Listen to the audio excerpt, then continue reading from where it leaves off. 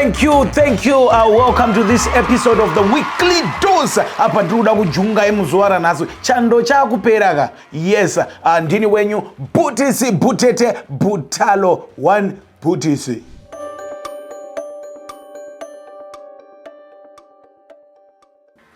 Mukute chuma goride. Zimbabwe launched the circulation of its much acclaimed gold coin Mosia Tunya, which means the smoke that thunders, and refers to one of the world's greatest tourist attractions, Mosia Tunya, not Victoria Falls.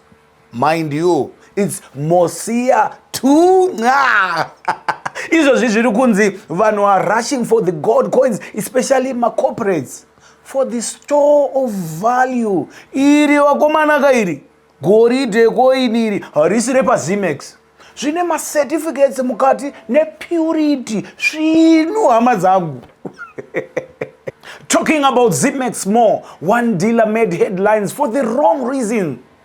This is the guy, handitodi kana kutaura nezita rake, because he did the unthinkable, kupfuudza mwana wevanhu, and he also took his life.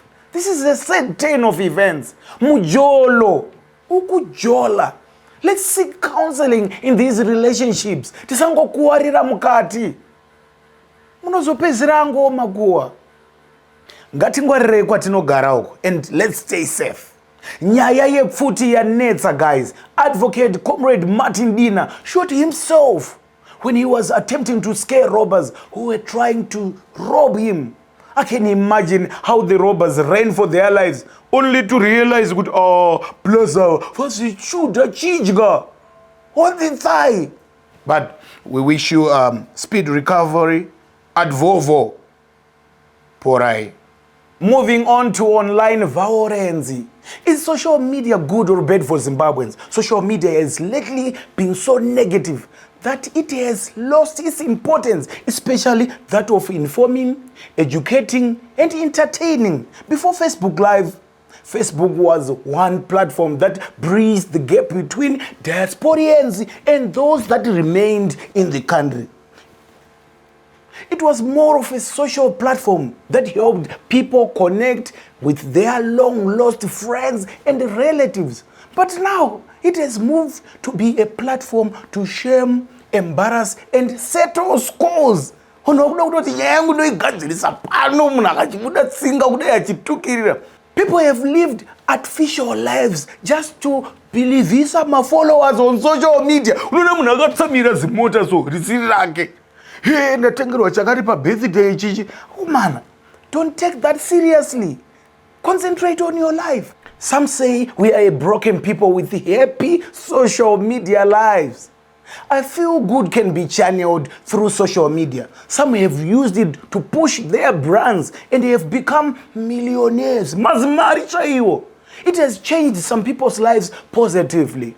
Now ndakupa homework. How do we use social media positively to impact positive change? Ko hanzi vakadzi wawanda kudarika varume. Poitwa seiko ipapo? Ndati todiko na vanhu ava.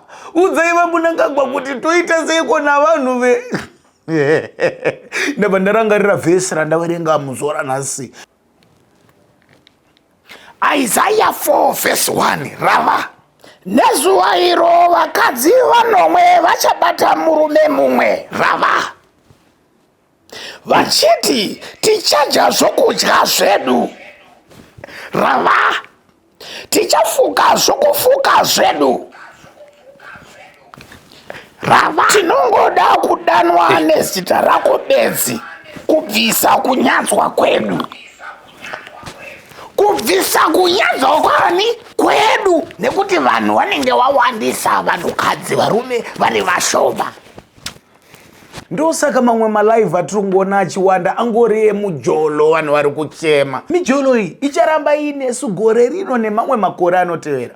But komafata hamukwanisa kutibatsira here? Hamuna zvamunokwanisa kutiitira? Kwasi vakadzi vatiwandira ava. 15 million point 1 ndo mave nepopulation yedu. We are now like Gauteng province, which has 16 million people. Wait, guys.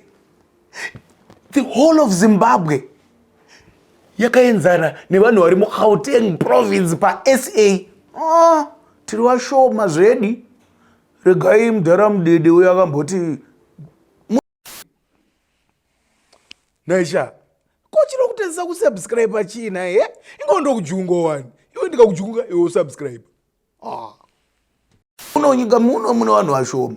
Zveshuwa tiri vashoma. Logos pa Nigeria ine 15 million. Just Logos only. Ine 15 million. Kwenzana neZimbabwe yose vakomana aka. Saka iwe kanyika kano ndo kanoshungurudza ana America nana Britain. 15 million only.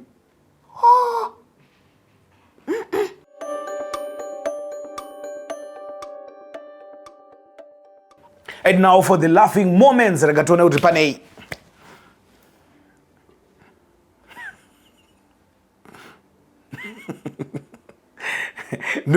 No application yekubika sadzambodza. Hanzi sadzambodza rabikwa ndiFiona. Idya richapisa nekuti rine nyama. Ndiena achaziwa childhood memories. Nostalgia iyoyo. Mai wako vanoti ipa papa. Munhu ari kubika sadza nemazinzwa akadei anenge ekwadigiri. Kare ndo zvataifungoti Satani ndo zvaanenge akaita. Kutenge nemazinzwa nemazinyanga. Rozodyika sei sadza iri wakomanere. Kana iye wacho anoridya sei nemazinzwa kuti ari kuda izvozvo. Sadza rinoda kuzvinyangwa kudai. Faneka uchidya nederere unoti ukatimba musuwo wesadza so mobva waishaka makaburi so kanogara derere. Munokaziva here? Munoziva kuti kanonzi kaburi kako. Kanonzi kadianzva kanogara derere. Iati idzodzo. Bozi ukaridya usingazive zvokuisa kaburi kako harigare derere. Unodya sadza roga. Rikatone chiri kutera.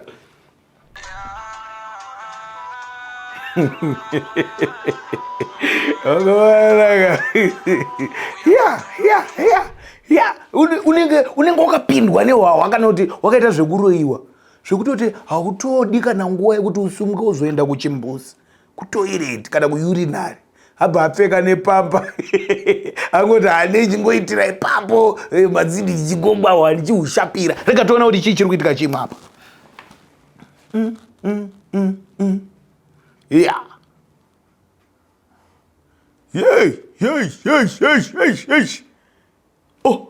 Ndo vanonzi machampions. Gara wakagadzira ndo wakadzi nezvivinda.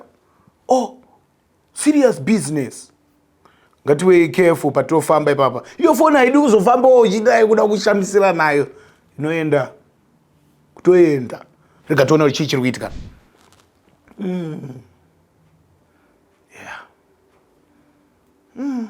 Unonzwa seunotsva kudikitira. Nzwa pese pese padikitira patota. Inonzi uchitangire muzindo. Unenge wangotora mukadzi usiuze kuti pane zvichauya kuseri kwacho. Angatibatsirane wakomana. And apo muri kuona ndombofunga kuti hangaiwa takakura chingoona shiri dzawamadikani. Dzingobhururuka tichingoti abina meno. Andomboziva kuti zvine mari yakawanda kudai so. Pavhiki 4 apo. Vanhu vari kutora mari wako bana. Chakaipa icho. Hanzi caution. Racing pigeons in transit.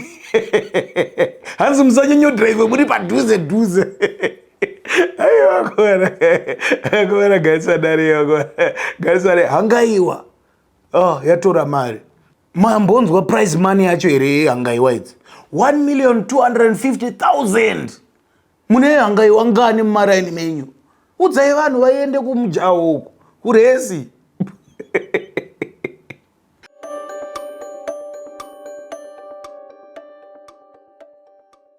Tunhu tusina basa nekuti tudiki diki diki. Do you know your city hustlers corner? Tunzvimbo tunofaiswa madhiri mumadhorobha ese muZimbabwe. Muno muHarare we have Zimex Mall. Even after it was demolished to be a car park, we still call it Zimex Mall. Ndo panoitwa madhiri ese.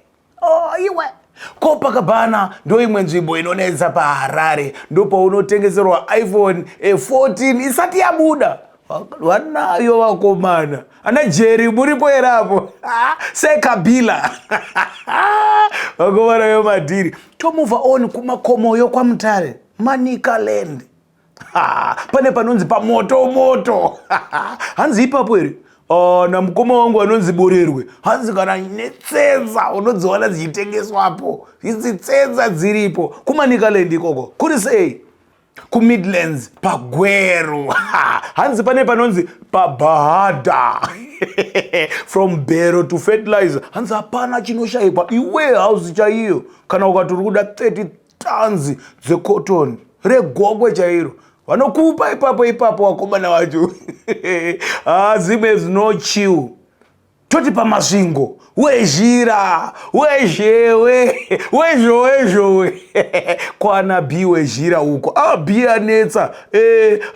Zvipa zita rekuti senzeni. Ndo panobuda futi dog vikelaka. Hanzi pane panonzi kuchitima. Hanzi zvese zvinowanikwa ipapo. Tunzvimbo itoto. Kontotoziya tunga kobulawayo ndabata mzo 7. Hanzi kune panonzi pa trade gold. Apa ndipe ma serious due chete. Kozoti pa hard on and sly ukundekwe ma salad. Ma slay queens ndokune kutengesa tuma wivi, tuma nails nechichi. Do iri kuitika pabulawayo. Kwenyu kuma guta ndepapi panopisa. Tunozonzwa kuti chinoi ndepapi. Tonzwazve kuti pabindura ndepapi panopisa. Tizire kuma comment section. Tunu tusina basa. Nekuti tudiki. We've come to the end of this episode. Ndinoimba madakadzwa. Isu tafara kupfura mabvuku. From me and the crew behind the scenes. Tinoti Sorai Zvakanaka. Until we meet next week for another episode of the Weekly Dose with yours truly, Bhutisi.